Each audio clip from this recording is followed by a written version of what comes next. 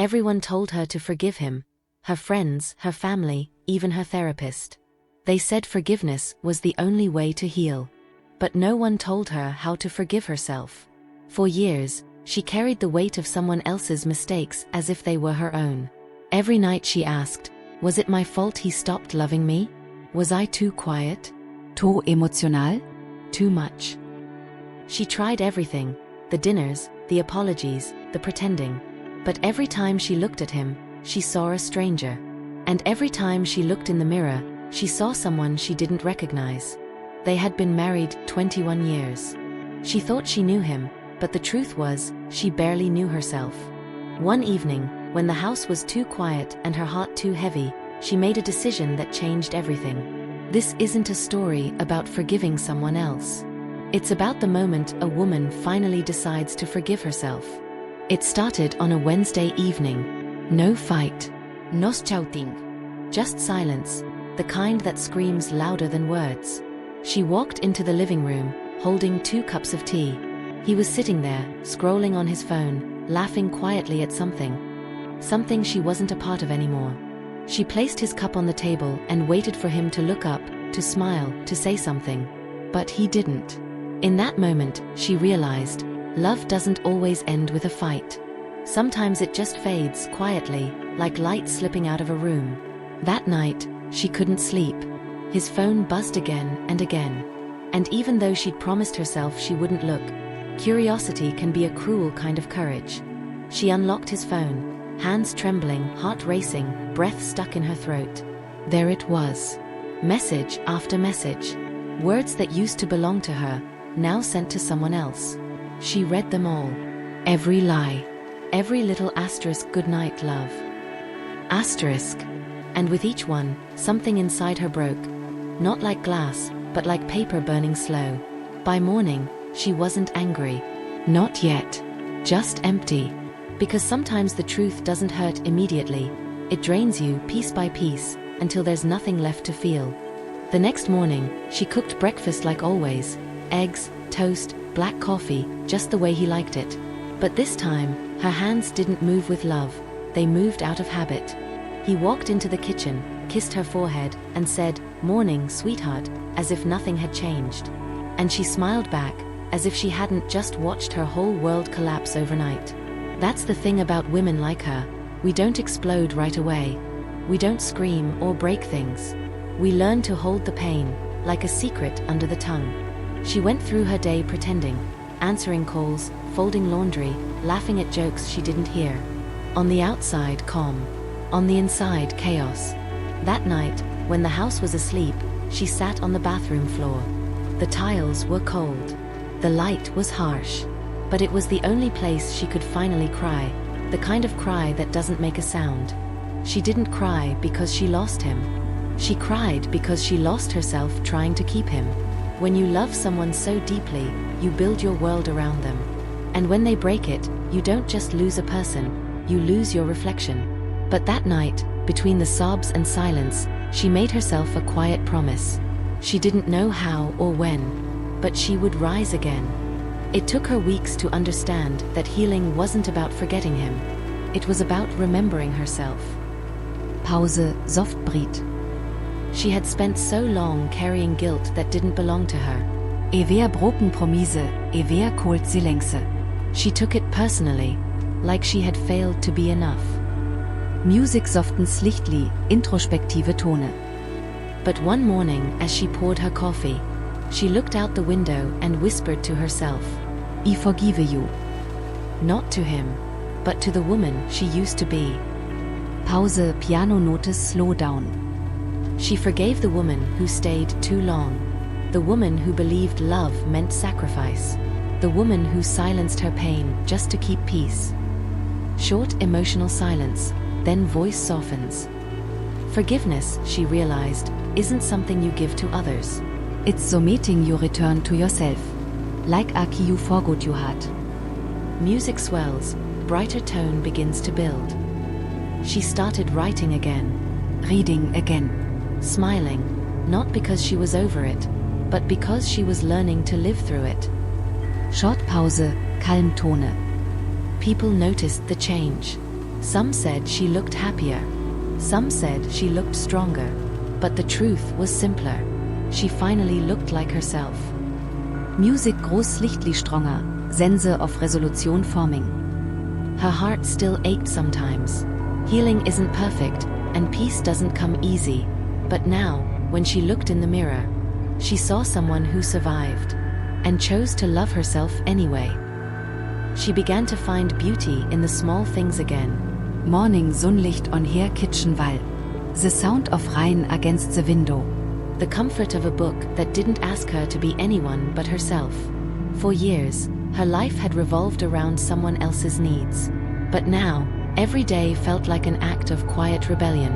She cooked her favorite meals, went on long walks with no destination, and stopped asking for permission to feel joy. Some nights, she still missed him. Not the man he became, but the man she once believed he was. And that was okay. Healing doesn't mean erasing the past. It means learning to live with it without letting it control you. One day, she sat at her dressing table, brushed her hair, and noticed how the gray strands shimmered in the light. She smiled. She used to hide them. Now she saw them as proof that she had lived, loved, and survived. Therese a strange kind of power that comes when you stop chasing what left you. You realize peace was never out there. It was waiting inside you all along. And that's when she understood. She didn't need a new love story to start again. She just needed to love the woman she'd finally become. You know, people think healing is about forgetting. But it's not. It's about remembering, without the pain taking over. There will be days when you still miss them. This when the memory feels too heavy. And that's all right. Healing isn't a straight road, it's a quiet walk through everything you once tried to escape. She used to think forgiveness meant letting him back in. But forgiveness isn't about opening the door again. It's about setting yourself free from standing at it too long. You can love someone deeply and still decide they're not good for your peace. You can miss them and still move on. You can remember the past and still choose your future. She learned that pain doesn't destroy you, it reshapes you. It teaches you what you deserve. And what you should never settle for again. And when you finally learn to sit alone and feel safe in your own company, that's when you've truly healed. So if you're listening to this, and your heart still feels heavy, remember this. Healing doesn't ask for speed. It only asks for honesty. Be gentle with yourself. You're not behind. You're becoming. It's strange. One day you wake up, and the pain doesn't hurt the same way anymore. It's still there, yes, but softer now, like a scar you've learned to live with. She started to smile more. Not because her life was perfect, but because she had finally stopped waiting for someone else to fix it. There was peace in her mornings again. Not excitement, not fireworks, just peace. The kind that comes when you stop chasing what's already gone. She learned to talk to herself gently, to say, it's okay that it still hurts. It's okay that you loved deeply. It's okay that you're still learning. Because healing isn't about erasing the story. It's about finding the courage to read it without breaking down every time you do. One evening, she sat outside watching the sunset. The sky was painted in gold and pink. And for the first time, she didn't wish for anything. Not for the past. Not for the future. Just this moment. Calm, quiet enough.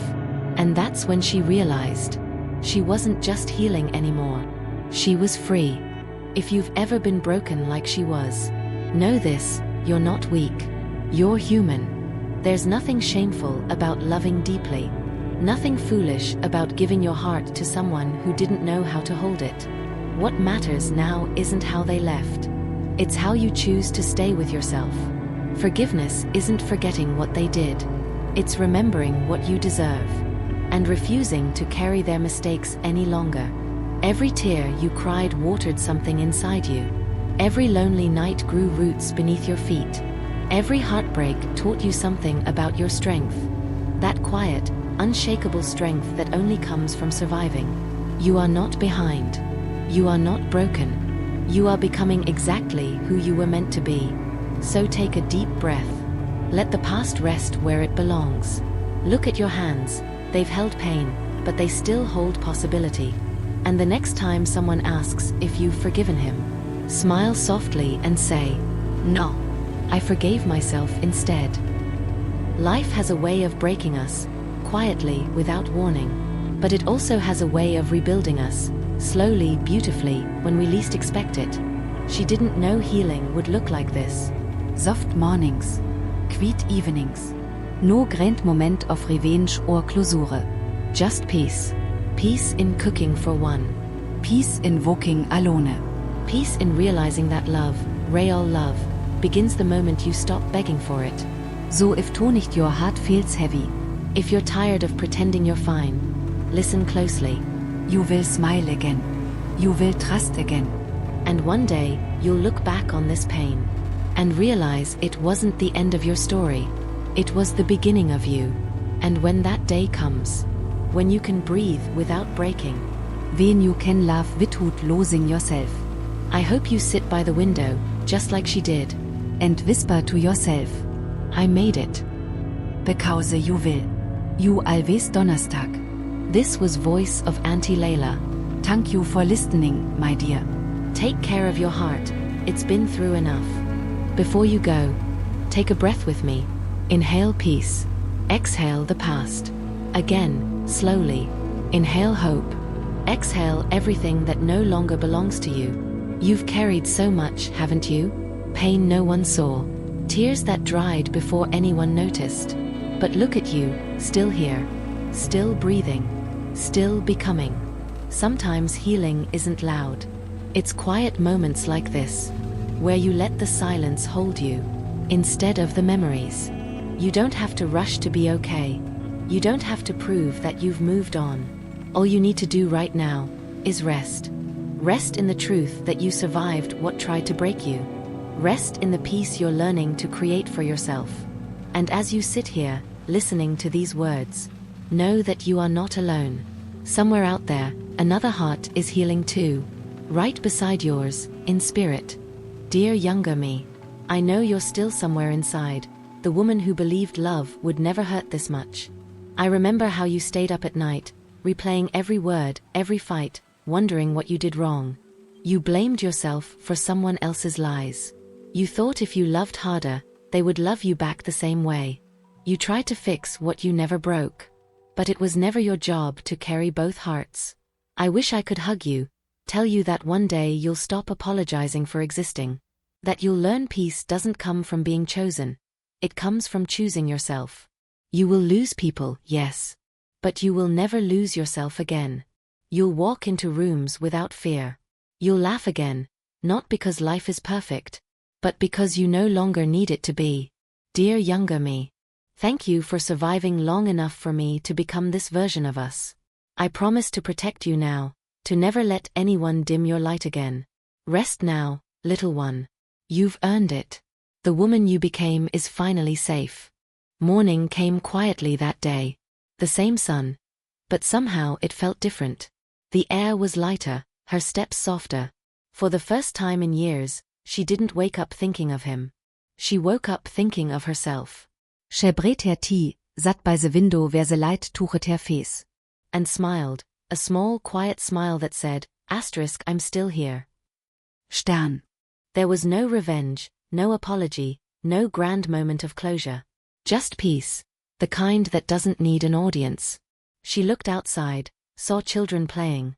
A motor holding her baby, a couple laughing at nothing.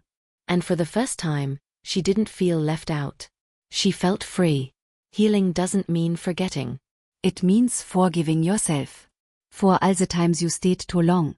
And all the times you believed you weren't enough. She whispered to herself, "I forgive you." Stern. Not him. Not them. But you. And as she stood up, the morning light wrapped around her like an old friend. She realized even broken hearts can bloom again. Not in spite of the cracks, but because of them. So if you're listening to this, sitting somewhere between heartbreak and healing, remember this. The morning always comes. Always. And when it does, I hope you greet it the same way she did. With quiet strength. Die hart. And a whisper that says, Asterisk, I made it. Stern. This was voice of Auntie Layla. Thank you for sharing your evening with me. Wäre für you a to nicht. May your heart rest easy. And your soul finally feel home.